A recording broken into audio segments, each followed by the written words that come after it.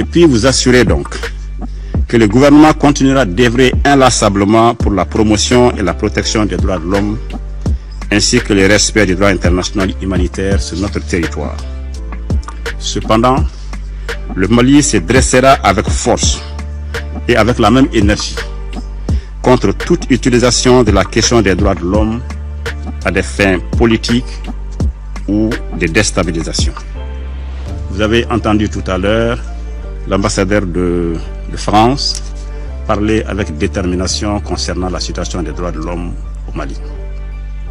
Je voudrais tout simplement vous dire qu'il a eu une mémoire sélective lorsqu'il a parlé spécifiquement du cas de Moura. L'ambassadeur de France se rappellera que dans le rapport de la Commission d'enquête internationale sur le Mali, plusieurs paragraphes sont consacrés aux violations des droits de l'homme sur les populations maliennes par les forces françaises. J'aurais aimé qu'il ait la même détermination à évoquer cela. Deuxièmement, j'aurais aimé que l'ambassadeur de France, s'il n'avait pas la mémoire sélective, dise à ses conseils qu'en janvier 2021, les forces françaises ont transformé une célébration de mariage en deuil national au Mali, à Bounti. J'aurais bien aimé, s'il n'avait pas la mémoire sélective, qu'ils disent à ce conseil les efforts qu'ils ont faits pour donner suite au rapport qui a été publié ou aux deux rapports qui ont été publiés, pour ne prendre que ces deux exemples. J'ai entendu autour de cette table plusieurs interpellations, y compris de mon voisin de l'Équateur. Je voudrais lui dire ceci. Le Mali a très peu de leçons, sinon pas du tout de leçons à recevoir d'un pays qui est également interpellé par rapport aux violations des droits de l'homme. La liberté d'expression, la liberté de se réunir, les persécutions contre les journalistes, les persécutions contre les procureurs et les juges sont monnaie courante dans votre pays. Donc n'ayons pas la mémoire sélective concernant les droits de l'homme. Elles sont valables pour nous tous. Donc je voudrais rassurer tout le monde, nous restons déterminés à travailler avec vous à l'amélioration de la situation des droits de l'homme, mais nous sommes opposés à la politisation et à la stigmatisation concernant cette question spécifique. Je n'ai évidemment pas l'intention de polémiquer avec le représentant du Mali. En effet, tout ce qui est excessif est insignifiant. Et ce qu'il vient de nous dire concernant mon pays était excessif et donc insignifiant. Je voudrais juste rappeler deux choses.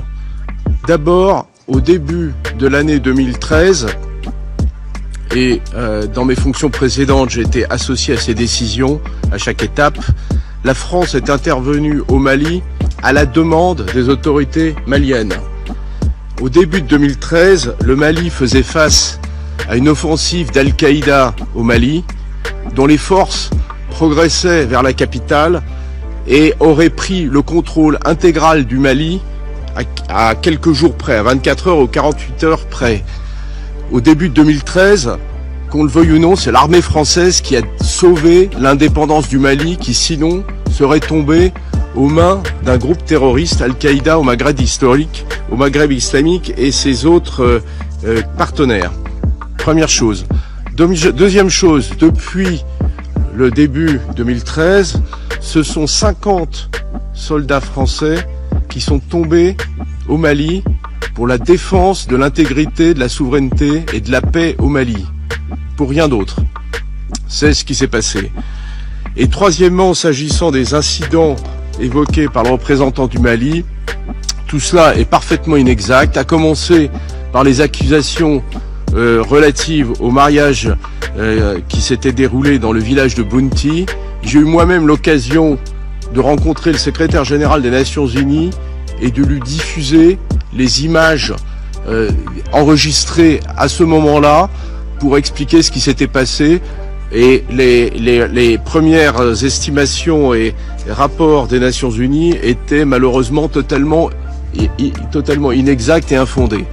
Donc basons-nous sur des faits, aidons les Nations Unies à faire leur travail, espérons qu'elles vont pouvoir continuer à enquêter dans le domaine des droits de l'homme, attendons patiemment que le rapport de Moura sorte. Il y a eu 300 morts en mars 2022 à Moura, on attend toujours le rapport du Conseil des droits de l'homme. Et pour sa part, la France continuera à aider le Mali et la population malienne qui souffre et qui a besoin de paix et probablement de démocratie. Я благодарю представителя Франции. Je remercie le représentant de la France et je donne la parole à l'Équateur qui a demandé la parole pour réagir également. Gracias, señor presidente. Merci, Monsieur le Président. Ce n'est pas non plus mon intention de polémiquer avec le représentant du gouvernement malien. J'aimerais toutefois apporter quelques précisions. Je n'ai pas eu l'intention, nous n'avons pas essayé de faire la leçon au gouvernement malien s'agissant des droits humains. Les droits humains ne doivent pas être politisés. Les droits humains concernent l'ensemble de l'humanité, ils ne sont l'apanage d'aucun pays. On a fait mention de l'Équateur, cela m'a surpris parce que l'Équateur vit dans un régime de démocratie, aucun journaliste n'a été poursuivi, ce n'a pas été le cas non plus de procureur ou de juge. Peut-être que le gouvernement du Mali n'est pas au courant du fait que le mandat du gouvernement de M. Correa s'est terminé il y a 4 ans. Я благодарю представителя. Je remercie le représentant de l'Équateur. Je dois relever que notre discussion prend un caractère interactif. Et je donne à présent la parole au Mali, qui a demandé la parole pour pouvoir réagir. Merci, Monsieur le Président. Non, je serai très bref. Je n'ai pas non plus de l'intention d'engager une polémique. Je voudrais tout simplement dire que la situation des droits de l'homme au Mali est une source de préoccupation majeure pour le gouvernement. Nous travaillons à son amélioration. Elle est intimement liée à la situation sécuritaire du pays et c'est pourquoi d'ailleurs nous mettons l'accent sur la situation sécuritaire. Par contre, vous avez entendu l'ambassadeur de France et je m'inscris totalement en faux de ce qu'il dit concernant les différents rapports. C'est des documents qui existent, c'est des documents disponibles sur ce qui s'est passé. Donc vraiment, je le renvoie à ces documents-là.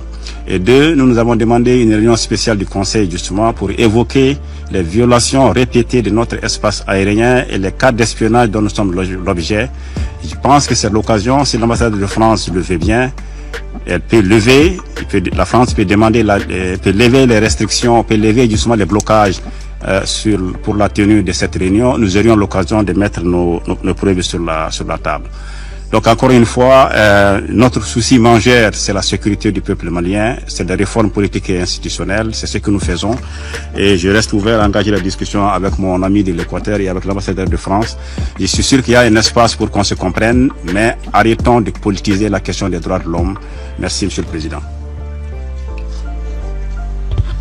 Я благодарю. Je remercie le représentant du Mali.